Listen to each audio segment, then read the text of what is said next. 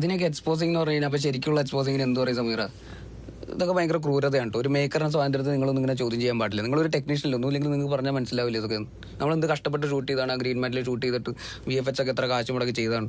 ഇതിങ്ങനെ ഓരോ സമയത്ത് ഓരോന്ന് കട്ട് ചെയ്യാനൊക്കെ പറഞ്ഞു കഴിഞ്ഞാൽ ആ ഷോട്ട് ഒന്ന് നോക്കി എന്ത് ഫീലാന്ന് നോക്കി, എന്ത് രസമാണെന്ന് നോക്കി. ആ ഷാൻ ഇങ്ങനെ സമീറ ഇങ്ങനെ എടുത്ത് ഇങ്ങനെ തിരിച്ചിട്ട് ഇങ്ങനെ ആ ഷോട്ടിൽ ഫ്രണ്ട് ഷോട്ടിൽ ഇങ്ങനെ ആ മ്യൂസിക്കിൻ്റെ ബീറ്റിനനുസരിച്ചിട്ട് കട്ട് ഇങ്ങനെ വരുമ്പോൾ എന്ത് അത് പറപ്പിക്കണൊക്കെ കാണാൻ എന്ത് ഫീലാണ്. ആ പ്രൊഡ്യൂസറും മറ്റേ ഒരു റെയിൻ സോങ് വേണമെന്ന് പറഞ്ഞ് നിർബന്ധം പിടിച്ചിട്ട് ഞാനാണത് പറഞ്ഞ് മാറ്റിയത്. നിങ്ങൾ തന്നെ ഇങ്ങനെ നോക്കൊന്നും വേണ്ട. ഇതൊക്കെ ഒന്ന് മനസ്സിലാക്കുന്നത് നല്ലതെല്ലാവരും.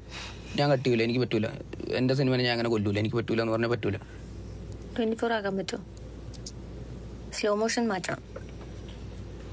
24 ആക്കിയാൽ മൂഡ് പോവും സമീറ. നിങ്ങൾ എന്താണ് ഞാൻ മാറ്റൂല, എനിക്ക് പറ്റൂല.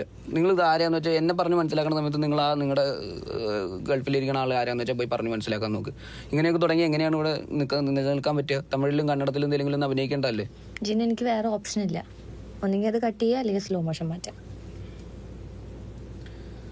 മൂഡ് പോകും മച്ചാനെ.